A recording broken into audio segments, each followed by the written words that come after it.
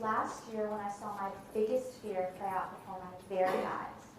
A girl had just set her lunchbox down at a certain spot at one of the many tables, marking the spot as hers. She obviously knew that that was where the majority of the girls in her grade sat, and she was trying to make a place for herself. Then she walked to the front of the lunchroom to grab some napkins.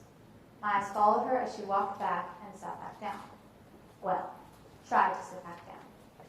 There was something stopping her, something that neither of us had seen happen, but that revealed itself in the lunchbox on the ground and the smirk on the face of the girl across from her. I saw the first girl glance from the lunchbox to the girl and back again like the world's most horrific game of ping pong.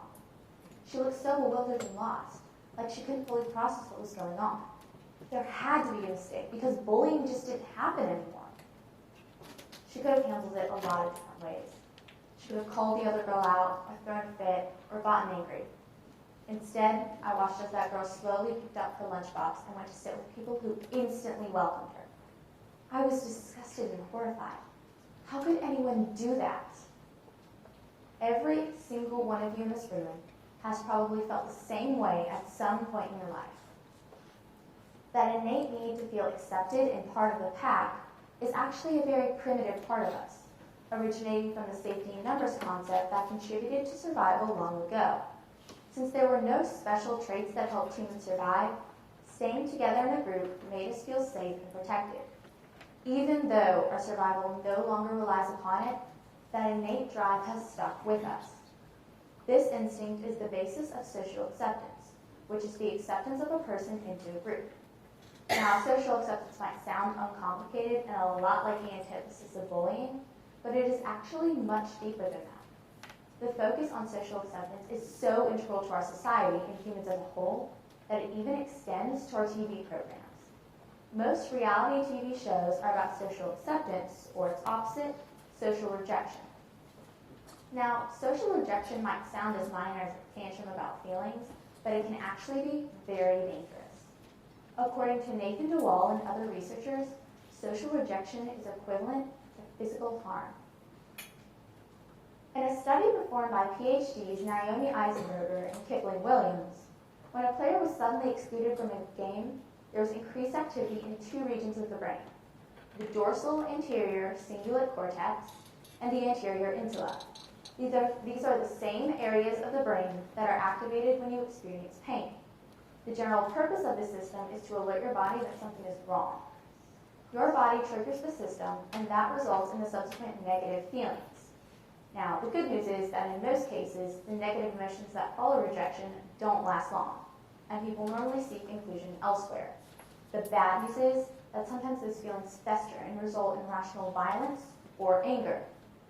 Now, surprisingly enough, the pain of social rejection may be by our own doing. Most people tend to overreact, and what might be interpreted as a personal insult could be as simple as a stranger not saying hello on the street. Our instincts interpret these simple encounters into messages like, I don't want to be in the same tribe as you, which gets overblown into, I'm unloved and undesirable as a packmate. However, social acceptance and rejection go beyond just day-to-day two-person interactions. The pressure can affect large groups to do terrible things under the excuse that they're just following orders. A notorious example of this is one of the worst human tragedies in history, the Holocaust. A scientist named Stanley Milgram was interested in the way that German citizens placed the blame on authority figures, and he decided to test how people reacted to harming others when they were under the influence of someone else. Milgram devised a procedure where an actor and a participant drew straws to see who would be a learner and who would be a teacher. The draw was always slanted in such a way that the actor was always the learner. The actor was then given a list of word pairs to memorize. The teacher would then ask the actor to identify the pair among the list of words. For every incorrect answer, the teacher administered an electric shock, ranging from 15 volts to 450 volts. The voltage increased after every wrong answer, which the actor would purposefully give. Now, there were no electric shocks pumped through the actor, but he pretended to scream in agony after each one. Whenever the teacher hesitated, another actor asked the teacher to continue. This other actor was dressed in a white lab coat and represented the authority figure. According to Milgram, 65% of the participants went to 450 volts, the highest level of voltage. And all participants went to at least 300 volts. The conclusion? People are taught to respect and obey authority figures and seek their acceptance, even to the extent of killing someone. The justification for that act is the premise that authority figures are legally and morally correct 24/7. Our viewpoint becomes good and evil, and who wants to be a villain? People place their need for social acceptance above suspicion of authorities. Now, thinking of this, a special author comes to mind. Nell Harper Lee was born here in Alabama, and it was here that she wrote some of her famous books, To Kill a Mockingbird. The many wise and memorable quotations linger through its pages. One of my favorites is, "Familiarity breeds understanding." I could look at you right now, and based on your clothes, your hair, and your facial expression, I could create this mental image of you that could be totally wrong, and there will be no one who could convince me otherwise. But 9 times out of 10, my impression of you would be dead wrong, because without the chance to know you, I could never understand you. Familiarity breeds understanding.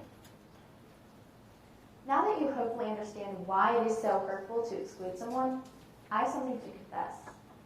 I lied at the beginning of this talk. I lied, and I hope you'll forgive me because I didn't watch that girl get bullied. I was the girl whose lunchbox was thrown on the ground. I know some of you are looking back right now and thinking, that isn't such a big deal. And you know what? Maybe you're right. But it still hurt. I wasn't bullied as a 7th grader. I had one incident, and that's it. But there are some people who go through this daily. That needs to change. This isn't a talk on bullying. This is a talk on why we bully. And even more than that, how we can change. This is a talk for the bullies just as much as it is a talk for the victims. Social acceptance and rejection aren't just something you can ignore. They're rooted so deep in our instincts that there's no going back now. I'm telling you to fight those instincts with 3 simple steps. Be brave and venture out. Not everything in the world is going to hurt you, least of all talking to someone new. I'm not telling you to become someone who you're not, but you don't have to confine yourself to one place your whole life. You also don't have to follow someone who isn't doing the right things. Get to know people before you judge them. Remember that everyone is human, and judging by appearances wastes time and creates barriers. Personalities are more than just skin deep. On the flip side, make sure you're accepting people for the right reasons, and not just to be part of the pack. Don't compare yourself to others. People generally ostracize those that they fear because they see them as a threat. In ancient Greece, people were mainly ostracized because of the bodily threat that they posed. In today's society, the threat is normally social. If you perceive that someone is better than you, you will do everything in your power to make them feel lesser than you, to protect yourself from an empty threat. Be empathetic and understanding. Fight the instinct to hurt others to protect yourself from something that was never a problem in the first place. Thank you.